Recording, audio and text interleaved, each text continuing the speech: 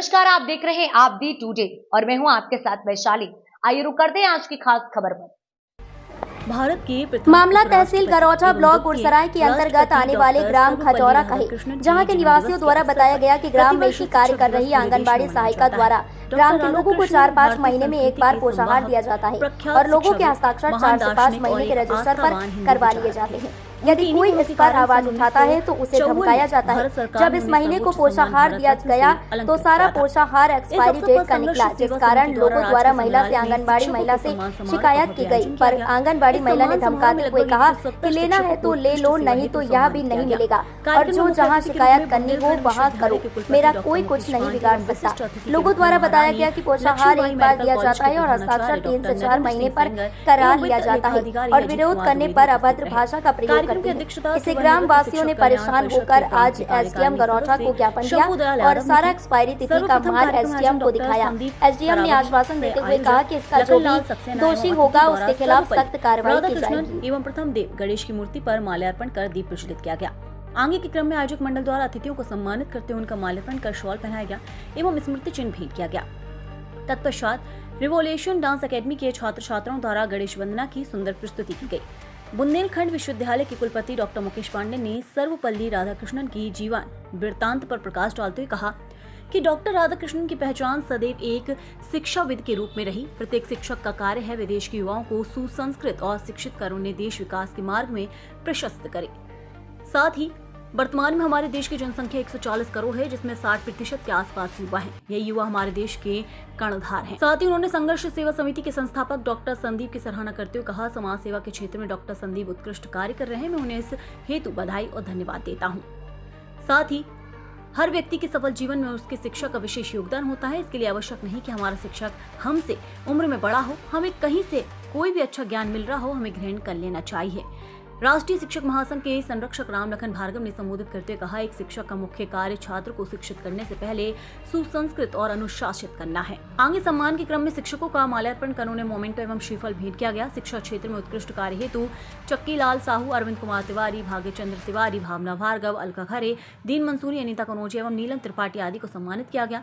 कार्यक्रम का संचालन पवन तूफान एवं आभार लखनलाल सक्सेना ने व्यक्त किया। उपस्थित माननीय मंचासीन सदस्य, सेवारत एवं सेवानिवृत्त माननीय गुरुजन वृंद एवं इस कार्यक्रम को आयोजित करने के लिए विशेष धन्यवाद के पात्र आदरणीय सराबगी भाई साहब जी और यहाँ उपस्थित अन्य सहयोगी और कार्यक्रम के संचालक महोदय, विशेष आपको धन्यवाद दे रहा हूँ जो आपने कार्यक्रम की रूपरेखा प्रस्तावना इतनी अच्छे से तैयार की है कि इस कार्यक्रम के चार चांद लग गए हैं।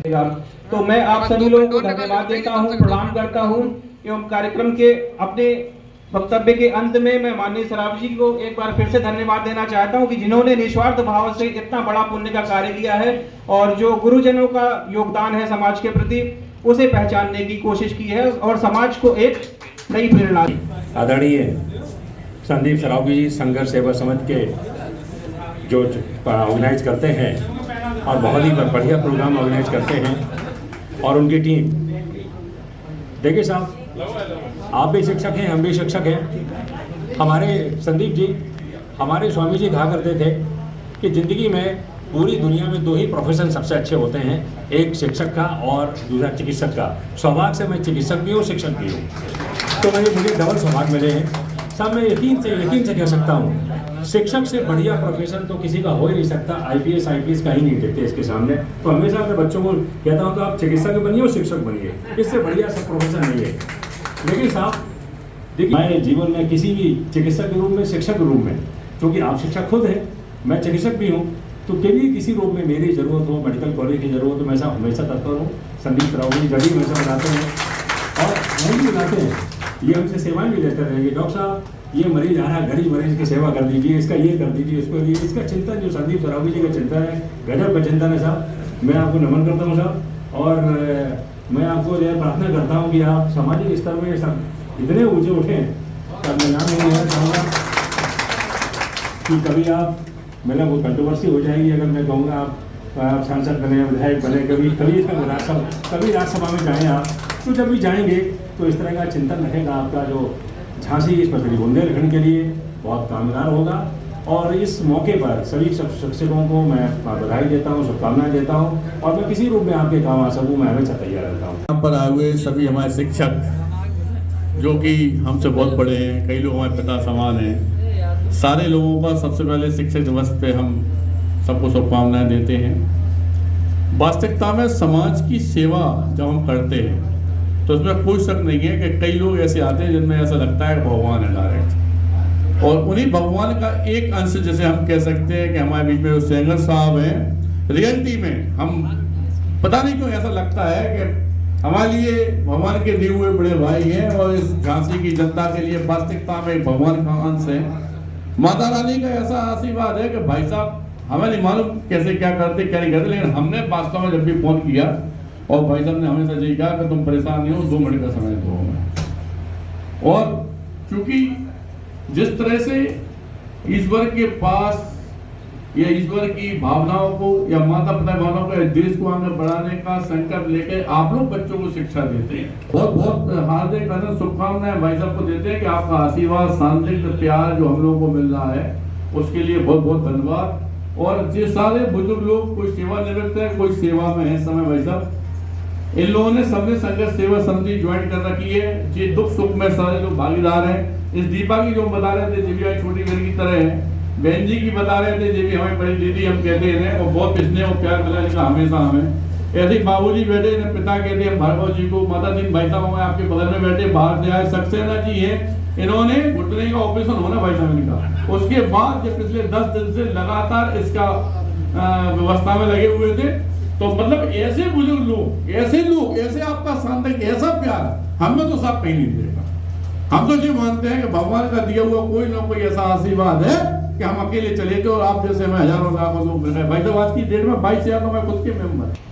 आज शिक्षक दिवस जो कि पूरे भारत ही नहीं कई अंतर्राष्ट्रीय स्तर पर भी कई देशों में मनाया जाता है।